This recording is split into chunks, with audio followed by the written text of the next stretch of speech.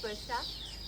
आइए जानते हैं फॉरगिवनेस क्या होती है मास्टर चोआ कॉक स्वी से, जिन्होंने ये गोल्डन सूत्र ऑफ लाइफ में बहुत सारे secrets of forgiveness, secrets of life दिए हैं। फॉरगिवनेस सबसे टफ होता है ना किसी को फॉरगिव करना। Learn, forgive, forgive and forgive. There is both inner forgiveness and outer forgiveness. Inner forgiveness is for all people, but outer forgiveness should be done on a case-to-case basis. Inner forgiveness और outer forgiveness दो aspect बताए हैं।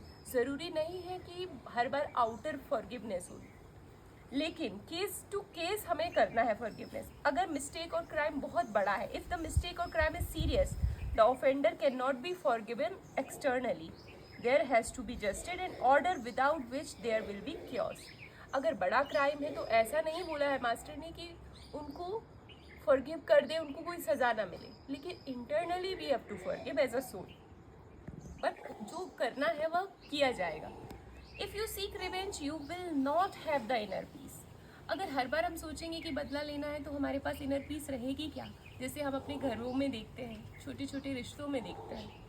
Inner forgiveness gives you the ability to grow, to be free, and it also gives you the opportunity to generate positive karma. Inner forgiveness आपको क्या देती है? Ability to grow, to be free, and also give you the opportunity to generate positive karma. Inner forgiveness is therapeutic. अगर आपके पास forgiveness है तो वो आपको ग्रो करने में, फ्री करने में, आपको पॉजिटिव कर्मा जनरेट करने में हेल्प करती है। Inner forgiveness it is a therapeutic. If you do not forgive you can not be internally healed. Forgiving heals the soul.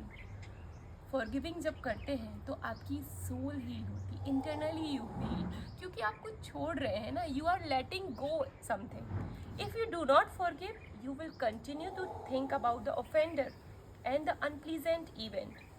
By forgiving and blessing, you stop wallowing in mud and you achieve inner peace and freedom. किसी को जब आप माफ़ करते हैं तो आप उस इवेंट को, जो अनप्लीजेंट इवेंट है, उसको भूल कर ब्लेस करते हैं। और जैसे हम मड में ही वैलो करते रहते वैसे नहीं होते, आप उसको छोड़ के इनर पीस और फ्रीडम फील करते हैं। Without inner forgiveness, it is impossible to achieve oneness. Your mind will be so filled with useless thoughts and emotions that your life will be wasted. You become dull. If you want to call the existent, then call it existent. I call it waste of time. Master ने कहा है कि अगर आपके पास inner forgiveness है तो आप oneness with God कभी अचीव नहीं कर सकते अगर आप spiritual path पर हैं।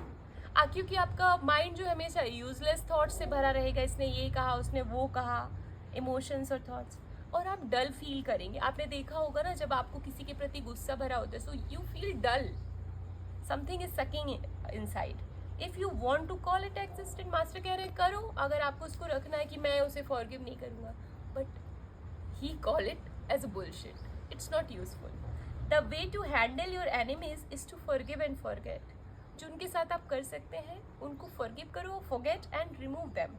Otherwise you will become their nanny, mother और father, wiping their backsides in your future incarnation. Anger and hatred binds two souls together.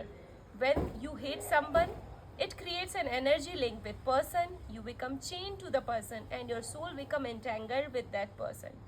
If you want to be free, you must forgive people. Master ने कहा है अगर आप किसी को forgive नहीं करेंगे तो अगले जीवन में, अगले इनकारनेशन में शायद उनकी नानी, मम्मा कुछ ऐसे रिलेशन में होंगे, वाइपिंग देयर बैक्स, पॉटीज क्लीन कर रहे हैं। तो होता है ऐसा, जिनसे हम प्यार करते हैं वही हमें सारा गुस्सा दिलाते। तो फॉरगिव करना, इवन योर फैमिली मेम्बर्स को, your childrens, you should always regularly forgive. और देखा है ना आप, जिससे हम बहुत ज़्यादा प्यार करते हैं, गुस्सा उसी से बहुत ज़्यादा बाइंड होते हैं। तो एंगर वो दो सोल्स को बाइंड करते हैं। तो उसको फ्री करने के लिए क्या तरीका है? एनर्जी लिंक को कट करनी है। वो कैसे चेन कट होगी? जब आप उसको फॉरगिव करेंगे वो सोल फ्री हो जाएगी। इसका एक बहुत छोटा सा मास्टर ने एक मंत्र दिया है, एक अफर्मेशन दिया है। साइलेंटली से टच योर हार्ट, नमस्ते, I salute divinity within you, We all are children of God. We all make mistakes. We all are evolving. You are forgiven. God's blessings be with you and be with me. Go in peace. Repeat 7 times, and definitely that negative link will be cut. Do not ask for an eye for eye. If you forgive and ask for forgiveness, the link binding you together will be cut.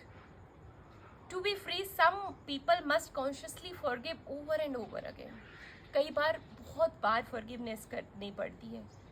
Forgiveness is not the matter of who is right and wrong. ये मेरी favorite line है. ऐसा नहीं है कि कौन सही है कौन गलत है, but क्या सही है वह करना important है. You can also forgive. Just because you forgive somebody does not mean that you have to allow that person to beat you up. Forgive and keep your distance. Forgive करें. ऐसा नहीं है कि आपको उसको beat करने के लिए उसको आप permission दे रहे हैं. But you forgiving and just removing that person from your life. You must learn to forgive or you will dry up like dead wood. नहीं तो आप dead wood के जैसे लकड़ी के जैसे सूखते जाएंगे. Forgive other people before you ask for forgiveness. Forgive. As you forgive, you will be forgiven. किसी को आप माफ़ करेंगे तो आप अपने आप forgive God के द्वारा कर दिए जाएंगे. Thank you so much and apply this forgiveness technique in your life. All the best.